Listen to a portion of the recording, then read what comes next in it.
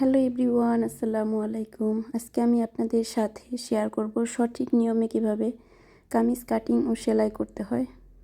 তো আজকের কামিজের বডি থাকবে হলো 40 ইঞ্চি আর লম্বায় থাকবে 45 ইঞ্চি। তো কামিজটা কিভাবে কাটিং করি সম্পূর্ণ ভিডিও আপনাদের সাথে শেয়ার করব, না টেনে সম্পূর্ণ দেখবেন। আর যারা এখনও আমার চ্যানেলটা সাবস্ক্রাইব করেননি তারা প্লিজ আমার চ্যানেলটা সাবস্ক্রাইব করে দিবেন। তো এই যে দেখেন, আমি এখানে প্রথমে লম্বার মাপ নিলাম। তো লম্বা যতটুকু আছে, এটা যেহেতু রেডিমেড 3 পিস, ততটুকুই নিয়ে নিলাম। আর কাঁধ নিলাম হচ্ছে 6.5 ইঞ্চি। তো গলার চওড়া নিলাম 3.25 ইঞ্চি পরিমাণ, মানে 3 ইঞ্চি থেকে 2 সুতা পরিমাণ কম। আর কাঁধ তো 6.5 ইঞ্চি প্রথম থেকে নিয়েছিলাম। তো আর্মহোলের লম্বাও আমি এখানে নিয়ে নিলাম 7 ইঞ্চি পরিমাণ। তো এখানে আমি বডিতে একটা মাপ দিয়ে নিব। তো বডি এখানে যেহেতু 40 ইঞ্চি, 40-এর 4 ভাগের 1 ভাগ হচ্ছে 10 ইঞ্চি পরিমাণ। আর সে আর্মহোল থেকে আমি 13 ইঞ্চি নিয়ে নিচ্ছি। হিপের মাপ কামিজের সাইডে বগলের নিচ থেকে যে সেলাইটা থাকে সেই মাপটা। তো এখানে কোমরের মাপও আমি এখানে 40ই নিলাম। 40-এর 4 ভাগের 1 ভাগ হচ্ছে 10 নিয়ে নিলাম। তো এখান থেকে আবার মাঝামাঝিতে পেটের একটা মাপ দিব, একদম উপর থেকে নিচ পর্যন্ত মাঝামাঝিতে একটা দাগ দিতে হবে। তো সেখান থেকে আমি যেহেতু এখানে নিয়েছি 10, তো এখানে আমি 9 ইঞ্চি থেকে 2 সুতা পরিমাণ কম নিয়েছি, যেন শেপটা সুন্দর আসে। এটা যাদের শেপ অনুযায়ী নিতে হবে বডি। তো এই যে এখন এভাবে এই যে ফিতাটা ধরে তারপর মার্ক করে দিতে হবে।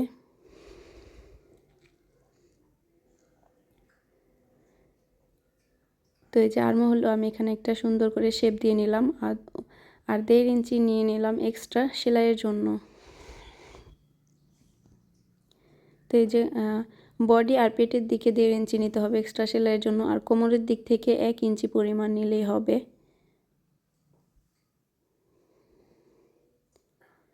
তো এখন হলো আমি নিচে ঘেরের মাপ দিব। তো নিচে ঘেরের জন্য এখানে প্রথমে সমান করে একটা দাগ দিয়ে নিলাম। তো ঘেরের জন্য প্রথমে 10 ইঞ্চিতে একটা দাগ দিলাম। তার থেকে 2 ইঞ্চি পরিমাণ বেশি নিতে হবে ঘেরের জন্য। তো তার থেকে আবার 1.5 ইঞ্চি নিতে হবে সেলাইয়ের জন্য। তো এখানে মোট 13.5 ইঞ্চি পরিমাণ হয়েছে।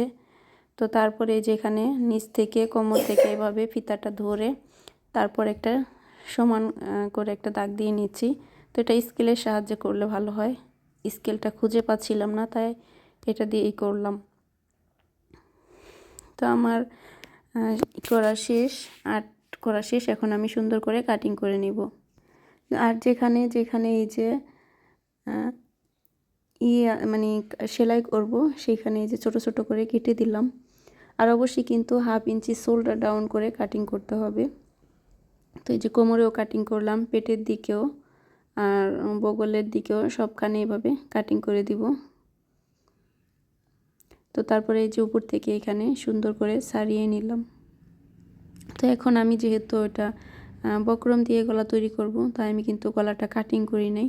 তো এখন এই যে এখানে আমি 4 ইঞ্চি পরিমাণ, মানে 8 ইঞ্চি পরিমাণ চওড়া একটা বক্রম আর 7 ইঞ্চি পরিমাণ লম্বা একটা বক্রম নিয়েছি। তারপরে যেভাবে সুন্দর করে একটা গলা তৈরি করলাম।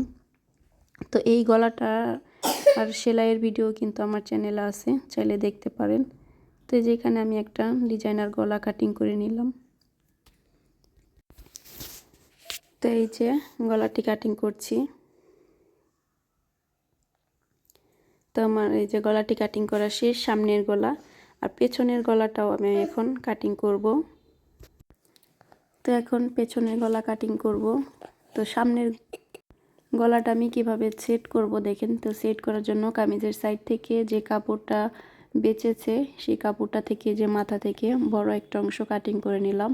তো এটার উপরে যেভাবে রেখে বক্রমটা সেলাই করে তারপর গলার সাথে লাগাতে হবে। তো এখন আমি পেছনের গলা কাটিং করব।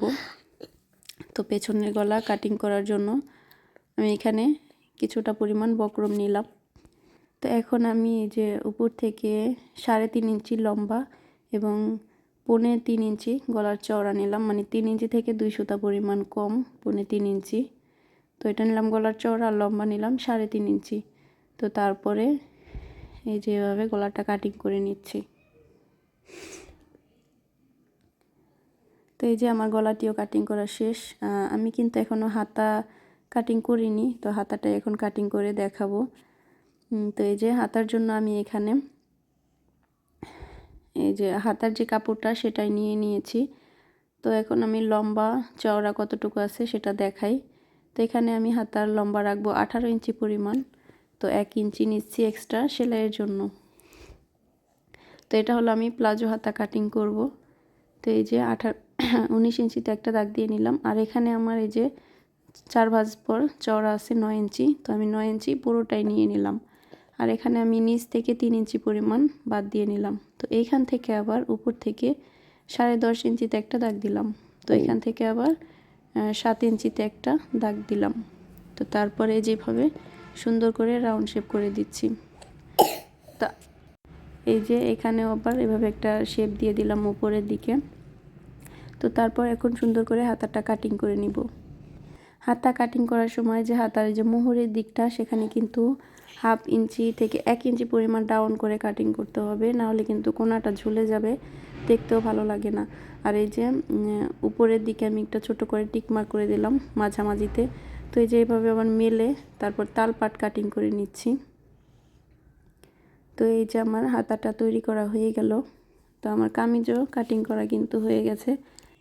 তো এখন আমি হলো কামিজের কিন্তু আমি তালপাটটা কাটিং করিনি, তো তাই যে কামিজের তালপাট কাটিং করব।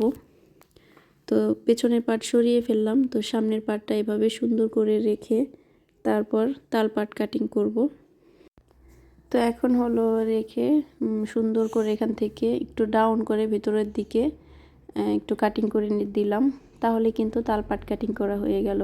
তো এর কারণে কিন্তু সামনের অংশে কুচকিয়ে থাকবে না, বগলের দিকে কিন্তু অনেক সময় কুচকিয়ে থাকে, তো এটা আর থাকবে না। তো আমার চ্যানেলটি এখনও যারা সাবস্ক্রাইব করেনি সাবস্ক্রাইব করে দিবে। এই পর্যন্তই, আল্লাহ হাফিজ।